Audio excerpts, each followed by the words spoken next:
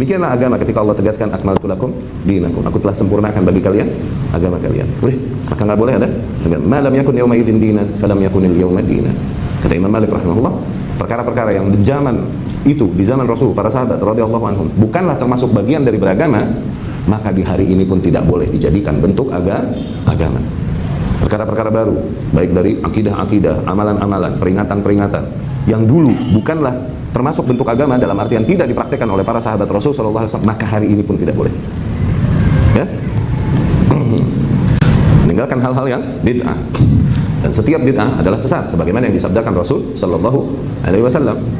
Di dalam setiap khutbahnya Rasul sallallahu alaihi wasallam menyampaikan wa iyyakum wa muhdatsatil umur.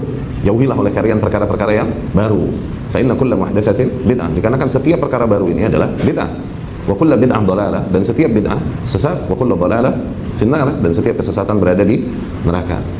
Nah, yang dimaksud dengan bid'ah ini adalah kita koyat, kita ikat, tidak secara bahasa tapi secara fiddin, syariat. Yang mengkoyatnya adalah hadis yang datang dari Ummul Mukminin Aisyah radhiyallahu anha.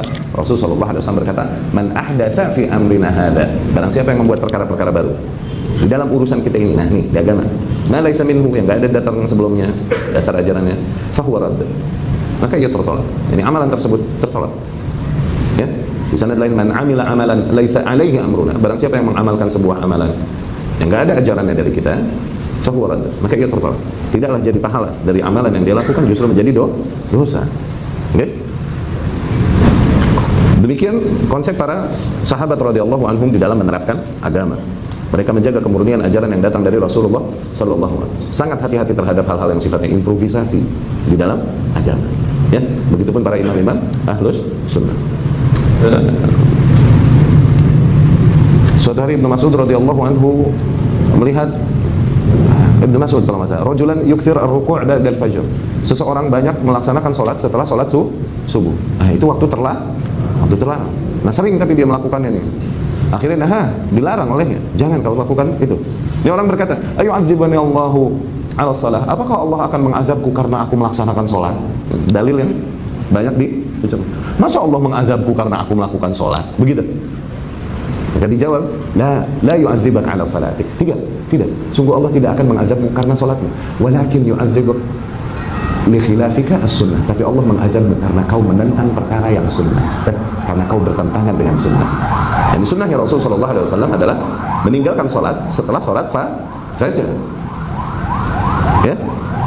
Kemarin kita jelaskan juga Imam Malik rahimahullah ketika dihampiri oleh seseorang yang berkata dia mau berihram dari kuburan Nabi sallallahu alaihi wasallam dari Masjid Nabawi, sementara ihram tempatnya orang-orang Madinah di Bir Ali kan.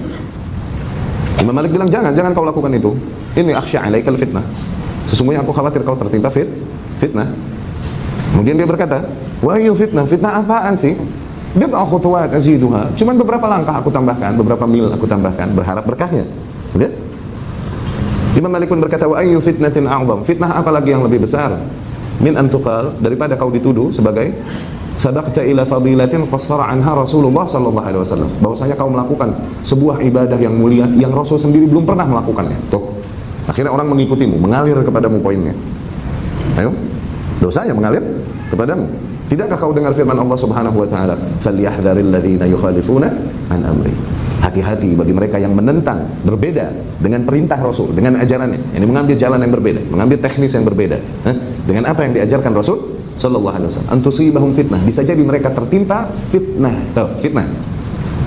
Ya, wa yusibahum adzabun alim, atau tertimpa azab yang pedih. Fitnah di sini bisa jadi dimaknai artinya semakin larutnya hati kita di dalam kesesatan. Kenapa?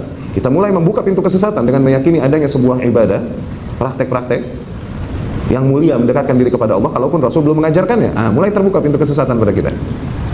Kemarin kita jelaskan, bukankah bahkan para khawarij yang berada di dalam bid'ah akidah mengkafirkan kaum muslimin, mereka semua berangkat dari bid'ah wirid berjamaah di Kufah yang diingkari oleh Ibnu Mas'ud radhiyallahu anhu. Bid'ah kecil, bid'ah praktis, cuma zikir berjamaah dengan suara kencang dipimpin oleh satu orang dua orang tertentu, diingkari oleh Ibnu Mas'ud. Ternyata perkara mereka berakhir di mana? Di barisan Khawarij yang diperangi Ali bin Abi Thalib di Nahrawan. Iya kan? Itu fitnah yang besar. Atau fitnah di situ maksudnya adalah syirik. Hati-hati bagi mereka yang mengambil ajaran yang berbeda dengan yang diajarkan Rasul sallallahu alaihi wasallam. Falyahdharil ladzina yukhalifuna an amri. Mengkhilafi, yakni membedakan diri dengan apa yang diperintahkan diajarkan Rasul sallallahu alaihi wasallam. Hati-hati, mereka bisa ketimpa fitnah. Fitnah di situ apa? Bisa jadi maknanya syirik. Dikarenakan kesyirikan-kesyirikan yang terjadi dari zaman ke zaman, sebagaimana telah kita jelaskan di dasar-dasar keislaman, berangkat dari apa? Syirik ini berangkat dari apa? Adakah manusia pada awalnya menyembah berhala? Kenapa mereka bisa sampai titik menyembah berhala dan perkara-perkara yang mereka keramatkan itu? Berangkat dari ibadah-ibadah, berlebihan di dalam ibadah dengan cara-cara yang tidak diajarkan nabi-nabi dan rasul yang ada pada mereka. Terus mengalir di situ, ya.